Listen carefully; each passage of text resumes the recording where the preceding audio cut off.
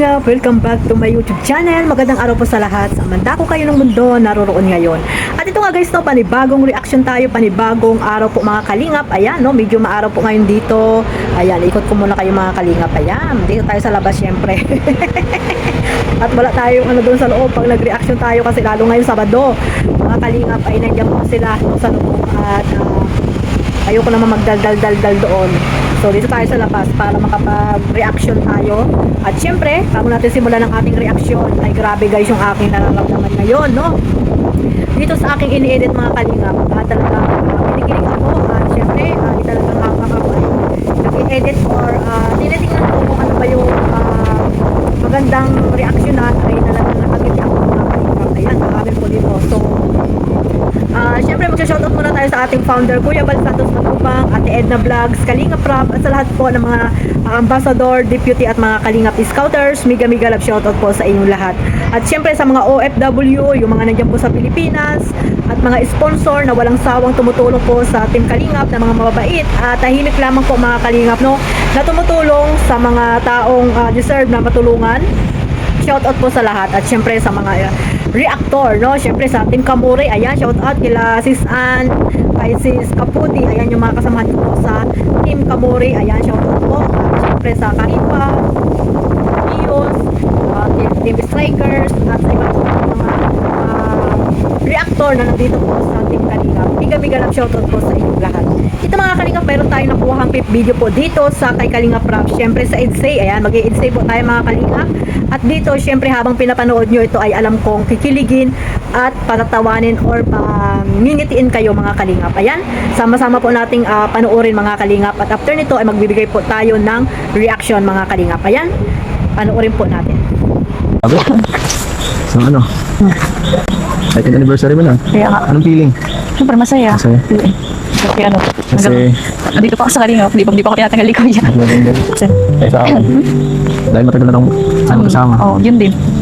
Ikaw ang pinakamatagal kong kasama. At 2 years. Record din sa akin. Buti nga di ka nagsasawa eh. Hindi ako nagsasawa. Sila nagsasawa sa akin. Sa akin. Oo nga, mahirap akong magsamahan. Ang 1 year lang akong kontrata. Ikaw lang tumagal. So ano? Ang gagawin natin dito? Wala, tumpay. Bakit ayaw mo ba ako makasama? Gusto naman. Buti nga, walang masyadong tao dito eh. Kaya nga. At para Gusto naman mo may yun? konting gusto ko yun. Gusto ko rin Tayo mas lang. sweet ng konti sa dito. Ano ba yung seat na yun? Sige nga. Nakap na ko. Yeah! Gawin na lang. Okay. So, kaya punta. Dito lang. Walking. At ang pangarap ko talaga eh. Pangarap ko talaga to eh. Maglakad na siya din. Maglakad kasama ka habang tumatagal, habang tumatanda. Ay, basa. Habang naubos ang buhok. Joke lang. Tapos, walang tao. Walang tao. Tama po dito. What's up baga? Ha? Okay. Ay, hindi. Hindi mo niya sabi. So, tama po. Ikaw? Dito na lang ako. Dito. Wala naman kamay ko. Marami ka naman. Ganda dito, no? Ganda ng tratong transong na to. Transong. Ganda ng business nila yung sana. Isip ko ba minsan, gumawa ng parang negosyo. Oo. Kagaya nito. Siyempre. Kahit sino man siguro makakaisip ng ganun. Ano bang business mo ngayon? Ngayon? Isa tindahan. Business. Tapos, yun lang, sa tindahan. Mga business, magkakabalahan. Siyempre yung pag-aaral mo na. Pero kung magkaka-business siguro ako, ang pangalan EDC, yung may EDC. Wow. NC, grabe. Sabagay. Ganda nga yun. Para kahit paano kilala. So, ano ba ganito yun yung kainan, no? NC. Kainan ng NC. NC log. Ganda lang. Nabirang EDC. Tama yan. Habang bata ka pa. Puto ka na agad ng mga ganyan. Kaisipan. Meron ka naman nung nakaraan yung sa ano mo. Yung fudge mo ba? Yung nasa Kirapon. Yung sa ano. Nakakatawa nga. Alam mo? Hindi rin ganyang bata. Ano lang yun, sa ano man din yun, parang sponsor din na nag-ano. Mas maganda bagay yung ano yun sa akin. Pero yung naano ko ngayon is yung mga gown na nagagamit ko. Alam Yung mga naiipon baga ako. Alam mo na bagay yun? Alam ko yun, nakita ko yun. ikaw, ano yung mga ano yung business na gusto mo? Gusto Kasi ko, hindi ka kasi mahilig magkwento ay. hanggang sa ano lang siguro sa vlogging, yun lang yung ano yun. At nag-isipan ko pa masyado at nag-aaralan kita. At wala ko masyado sa vlogging, saka business ko, ikaw, yun, ganun. Yun lang, diba? Kasama pa ako sa business mo. Business mo naman ako. Dapat ano, mag-invest ka rin para sa business mo kasi yung YouTube baga hindi pa nga mabuhay. Paano yung future natin? Charot. Ito mag-alala, nag-aaralan ko pa naman yun. Hindi naman tayo nagmamadali. Unti-unti kong pinag-aaralan yun. Para yung sakali mo, hindi pressure tayo. Diba? Nakay ko yung lalaki bagay. Oo.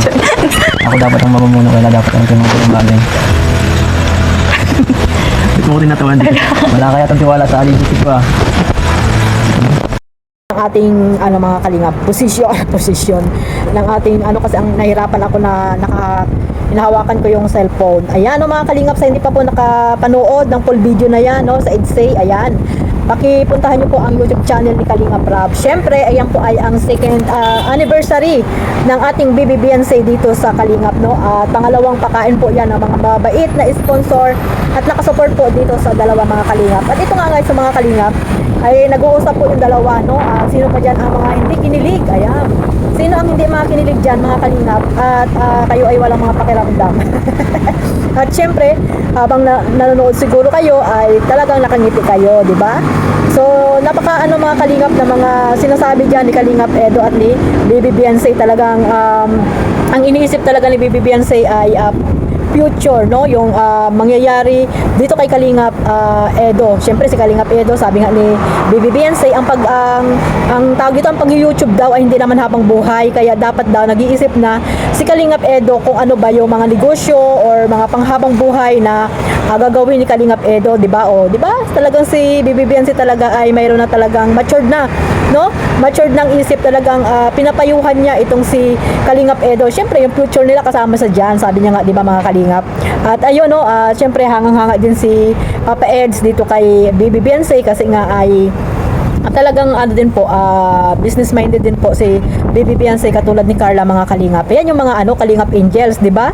Daig pa tayong mga nasa abroad, samantalang tayo wala tayong, may naiisipan tayong negosyo, siguro matagal pa nating may ano yun, matagal pa nating paghahandaan, di ba? Ay samantalang sila mga Kalingap ay mga nag-aaral pa lang, di ba? Kalingap Angels, tinutulungan ni Kalingap Rab, pero talaga may plano na sila kung ano ba yung dapat nilang gawin sa mga pera na kanilang kinikita, no, sa Velvet Box or dito sa mga sponsor na nagbibigay sa kanila. Talagang iniisip na nila kung saan nila ilalagak yung pera nila. So mga Kalingap Angels na talagang masisinop sa pera mga Kalingap, no? Hindi nila pinag-aaksayahan yung mga hindi nila pinag-aaksayahan yung mga tulong sa kanila ng mga sponsor, no? At ayan nga, sabi ni, di ba, mayroon silang ano mga Kalingap negosyo ngayon, si Baby Beyonce, yung tindahan, di ba? At may mga ano na sila, yung palaman ba yun mga Kalingap, na sabi nga ni Baby Beyonce ay ano din naman daw ng sponsor yun, pero gusto niya yung sarili niya talaga na masasabing kanya mga Kalingap. So parang may naisip si Baby Beyonce, rental ng mga ano gown. So maganda yun mga Kalingap kasi nga yung mga gown na talagang marami na silang naiipon ay pwede rin po nilang iparenta yun, no? Irentahan ng mga nag-aaral po, lalo na sila Baby Beyonce, malapit pa ata sila sa school mga Kalingap, di ba? Pag may nag-JS, mga ano, may mga birthday, di ba? Pwede po yan na ano, may pwede nilang marintahan doon kila Baby Beyonce. Kaya siyempre makakaipon-ipon pa yan si Baby Beyonce ng mga ano, ng mga gown, 'di ba mga Kalingap? Kaya yun siguro yung gusto niyang maging negosyo. Sana nga ano matupad ni Baby Beyonce yan with Kalingap Edo. At si Kalingap Edo naman ay nag-iisip pa rin kung ano ba talaga yung ano nila, yung negosyo nila mga Kalingap. At ayun nga, isa din sa pangalan na magiging pangalan ng kanilang negosyo ay EDSA. Ay grabe mga Kalingap, no?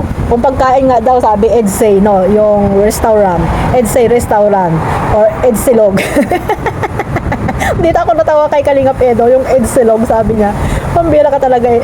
Eds, mga ano yun, no, mga umagahang pagkain, pang umagahan, mga Edsilog, Edsilog, mga tapsilog, di ba mga Kalingap, yung mga pangumagahang nakakamiss yun, masarap yung mga Kalingap, sinangag. Dati laging ganun yung kinakain ko sa ano, nung nandun pa ako sa Baclaran. At talagang ano lang talaga tipid do yung ano na yon, yung presyo ng pagkain na yun mga kalingap. Talagang makakatipid ka rin. At syempre, solve ang iyong ibabayad. At talagang hindi ka po magsisisi dahil masarap po talaga yung mga tapsilog, no? Kaya nga sabi ni Papa Ed silog daw. At sabi niya, si ano daw tawag dito? Natawa din ako sa sinabi niya mga kalingap. Isa din si Baby Beyonce na magiging negosyo niya. Ano kaya ang gagawin niya kay Baby Beyonce? Ibibinta ata ni Papa Eds itong si Baby Beyonce natin mga kalingap. So ibig sabihin niya siguro, kasama sa mga plano itong si Baby Beyonce. Ayan, no? Ang mga plano ng dalawa mga kalingap. Abangan natin yan kung yan ba ay matutupad, di ba? So ay mga kalingap, hanggang dito na lang po ang aking reaction dito at talagang grabe po yung aking tawa talaga. At syempre kilig, no? Kilig to the bones ang inyong lingkod mga kalingap. No, kahit tayo ay may mga nagkakaedad na mga kalingap, nandito pa rin yung kilig sa atin. Hindi pwedeng mawala ang kilig mga sis. Mga kalingap. So hanggang dito na lang po. Maraming salamat po sa walang sawang pagsuporta sa aking maliit na YouTube channel, Kalingap Maymay. At syempre, huwag niyo pong kalimutang suportahan Kalingap Edo at ang ating founder, Kuya Bal Santos Matubang, Ate Edna Vlogs, Kalingap Rab, at syempre kila Kalingap Jomar, Kalingap Dan, at ang ating dalaga si Carla Tupular Vlog. At ganoon din po yung mga ambasador, no? Suportahan po natin ang kanilang mga YouTube channel. God bless us all. Mabuhay po ang Team Kalingap. Bye-bye!